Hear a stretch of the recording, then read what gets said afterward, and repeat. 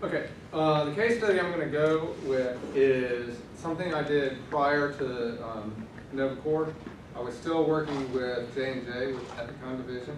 So we were a large company with a set of technologies that we were looking for new markets.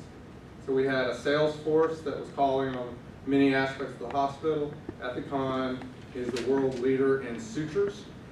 But one of the areas that they did not lead in were in C-sections. And most C-sections are closed with staples. And they did not have a very robust sales in staples. And we were looking for what can we do to change C-sections, change the way C-sections work. And so we did all these things. We formulated a game plan. We understood where we were coming from. We actually had, I'm going to call it a need statement, disclosure. This was written well before I understood the way Andrew does need statements, and he's a lot better at them than I am, so it does not really fit what he said before, but I'm going to call it that anyway. So we had an initial hypothesis on where we wanted to take this. Let's call it that. We mapped everything out. We conducted interviews, and let me just show you some of that. I didn't mean that to be building, but so our focus, again, we are a large medical company looking for new opportunities. Our initial premise was that new mothers who were undergoing C-sections hated their scars caused by staples, that railroad track scars, and that they would engage with their doctors about using a different solution that would leave them with a much better appearance when they were done. That sounds pretty reasonable, right? Most moms are in their 20s. They want to look good. They want to be able to get back in their bikini someday. We thought, okay, this is our premise. But we didn't just start developing a product on that. We wanted to go out and do the research and understand what's the real need here. So what did we do? We mapped it. Specific to this case, finds out she's pregnant, goes to the OB, does a visit, goes to delivery, discharge, home. We were really focused on delivery and at-home care. Okay? And then the initial visit, because the premise was that they would engage, in order to have a better outcome here, that they would engage with their doctor here about that way that they were going to close. So in preparing for the first visit, we looked at deliveries on OR Live. We conducted research. The particular incision for a C-section is called this fan and steel. I actually thought it was, when I first heard it, fan and steel. But I guess that's somebody's name who came up with that particular incision. We looked at research different techniques that are being used for all the different layers. So that particular incision, you do the skin this way, and then you're doing an incision this way to protect the muscle layers, and then you're opening up the uterus, the fascia layers, skin layers. So all the different techniques to close all those different layers. So we looked at that, and then we went out to do interviews and observations. So we tried to get in as many C-sections as we could. It's actually pretty difficult because the patients, the consent around those for letting us in, but we did get to see a few of them. We interviewed a lot of people, moms who had a C-section.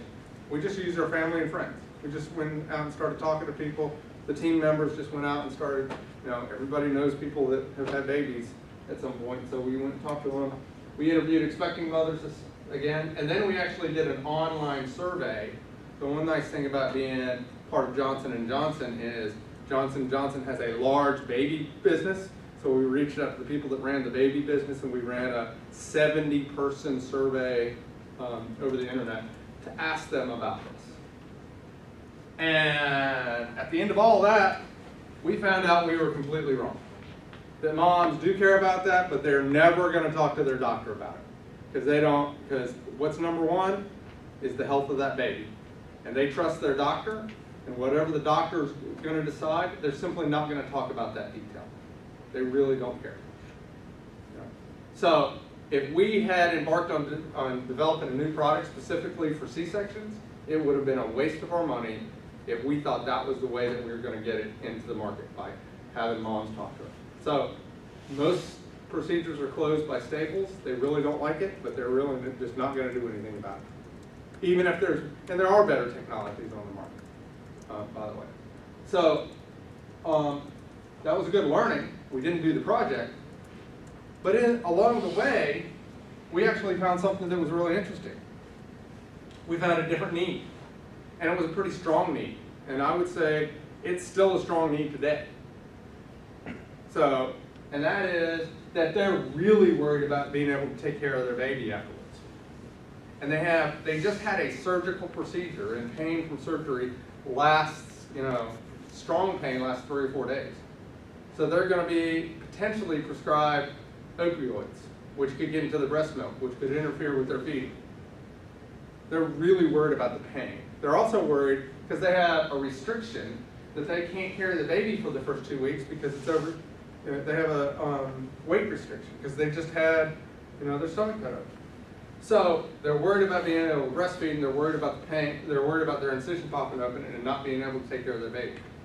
Now, this was not in our toolbox to fix, but this is still a need, and we validated that need. And so, if you could address this, if you could figure this out, if you could reduce their pain in a method that wouldn't have the potential to get into breast milk, if you could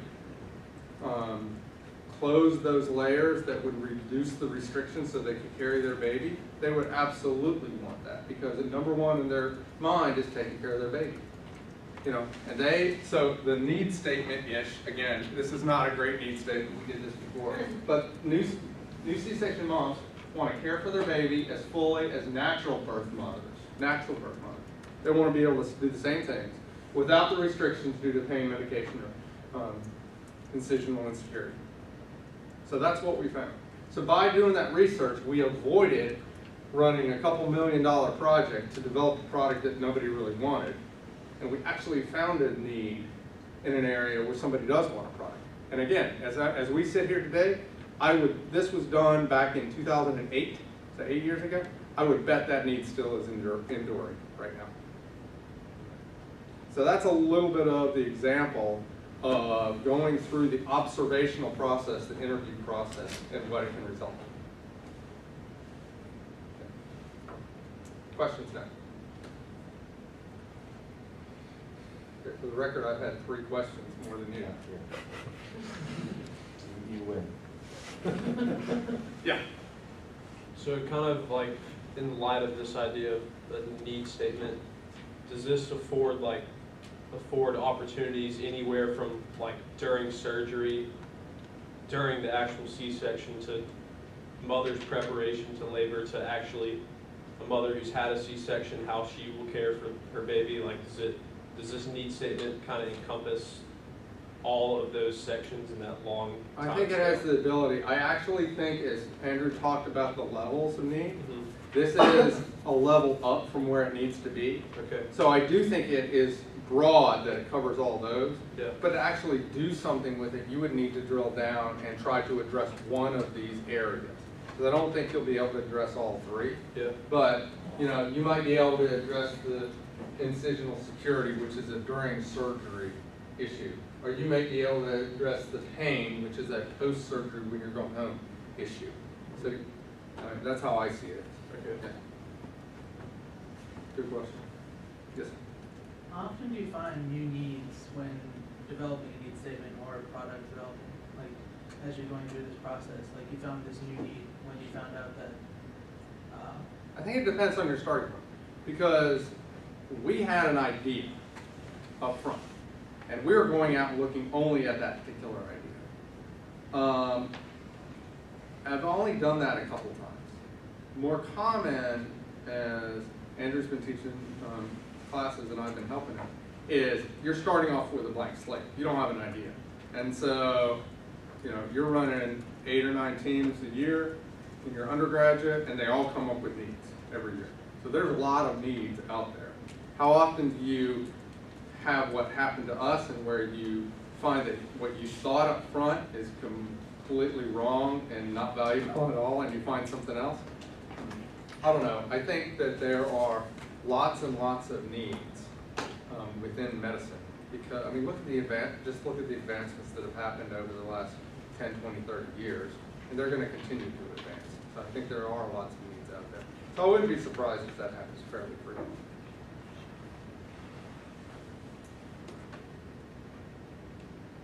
Great. Other questions?